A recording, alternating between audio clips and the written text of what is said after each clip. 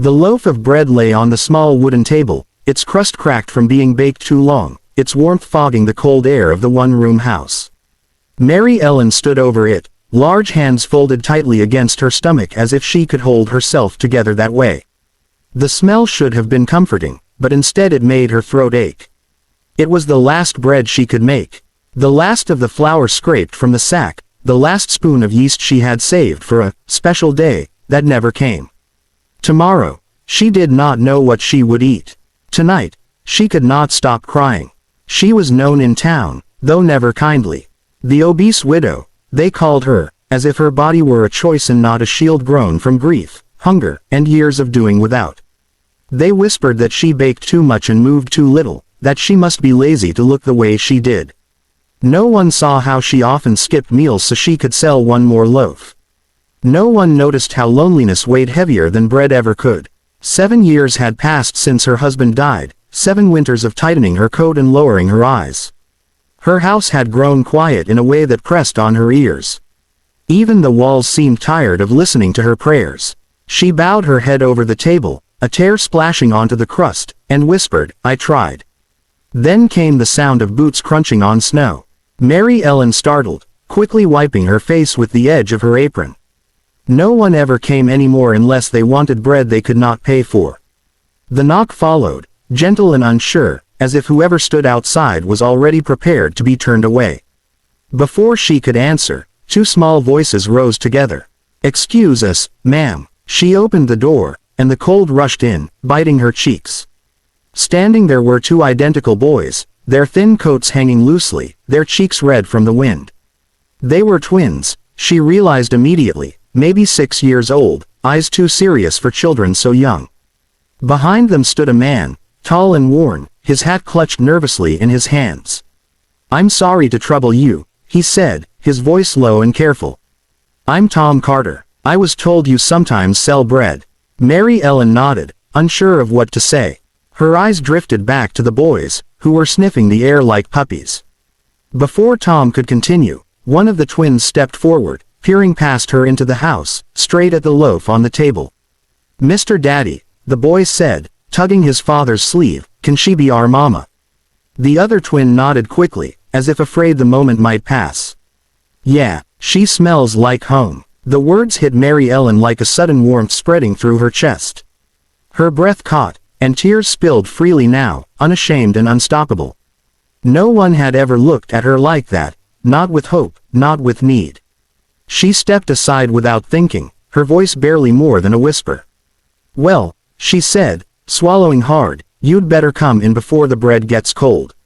Mary Ellen moved slowly back to the table, suddenly aware of how small the room felt with other people in it. The twins followed her, their boots leaving wet half-moons on the floor, their eyes darting everywhere with open curiosity.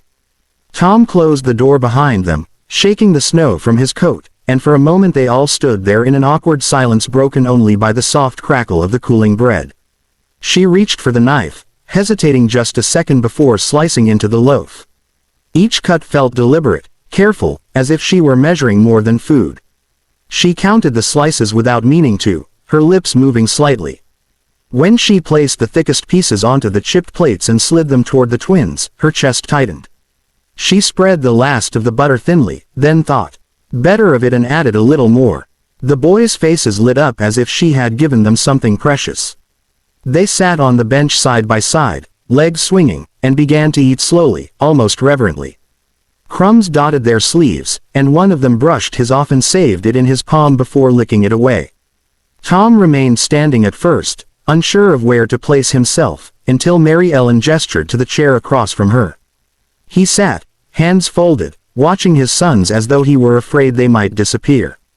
"I lost my wife 2 years ago," he said after a while, his voice quiet but steady. "She used to bake. Not like this, though." He nodded toward the bread. "The boys, they haven't eaten like that in a long time." Mary Ellen nodded, understanding more than she could explain. She remembered the days after her own husband passed, when food tasted like dust and every bite felt undeserved. "Grief does strange things to a home," she said softly. "It makes even warm places feel cold." The twins began to talk between bites, finishing each other's sentences. They told her about their school, how they shared one blanket at night, how their daddy burned biscuits but tried anyway.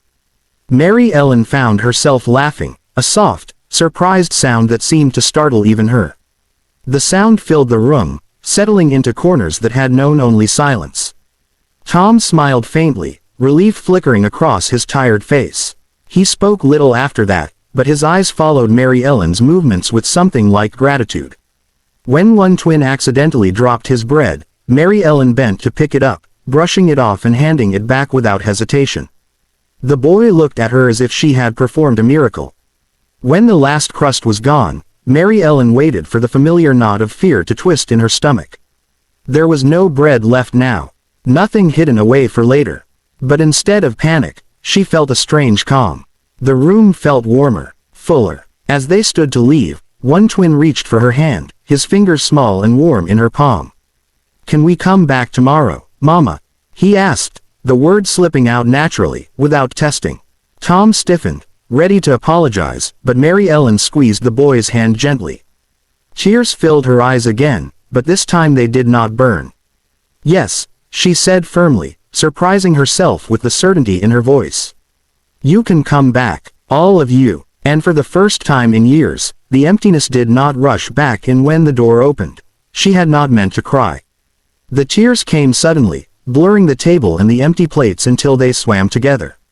Mary Ellen sank into the chair, her broad shoulders trembling as she pressed her hands flat against the worn wood. The loaf was gone. Every crumb had been shared. For a long moment, she simply sat there, listening to the ticking of the clock and the fading echo of small boots on snow outside. In the past, this was the moment fear always arrived. The sharp calculation of how many hours she could stretch hunger, how long before shame would drive her to ask for help she knew would not come. But instead of dread, a different feeling settled over her, quiet, unfamiliar, and warm. The house did not feel hollow anymore. It felt used, lived in, as if laughter had left a mark that could not be scrubbed away. She stood slowly and began to clean, though there was little to do. As she wiped the plates, she remembered the twins' serious eyes, the way they had watched her hands as if those hands were important. No one had looked at her like that in years. Not since her husband's illness, when he depended on her for everything and still smiled like she was the best thing in his world. Mary Ellen moved to the small pantry and opened the door. It was nearly bare, just a scoop of flour. Clinging to the bottom of the sack, a pinch of yeast wrapped in paper, and a jar with a thin line of sugar at the bottom. She closed it again, leaning her forehead against the wood. "It's not enough," she whispered, more habit than despair. That night, she slept deeply for the first time in months. She dreamed of a table crowded with hands reaching for bread, of voices calling her name. When she woke before dawn, the dream lingered like a promise. The house was still quiet, but it no longer felt heavy. She tied her apron and lit the stove, pouring the last of the flour into the bowl. She mixed the dough carefully, humming without realizing she was doing it. As the bread rose, she felt a steady certainty grow inside her. She did not know how she would manage, or what tomorrow would bring, but she knew she would not turn those boys away. Need had a way of finding its answer, she thought, even if it came disguised as hunger. The knock came just as the bread was cooling. Mary Ellen's heart jumped, and she hurried to the door, wiping her hands on her apron. The twins stood there again, cheeks flushed, eyes bright, Tom just behind them, hope and worry tangled on his face. "We didn't want to be a burden," he began, but the words were lost as the boys rushed forward, throwing their arms around her waist. "We came back, Mama," one said proudly. Mary Ellen laughed, the sound full and unguarded, as she wrapped her arms around them. In that moment, she understood something simple and powerful. Love did not wait for abundance. It created it. She led them inside, the smell of fresh bread greeting them like an old friend. The table was no longer a place of loss. It was a beginning.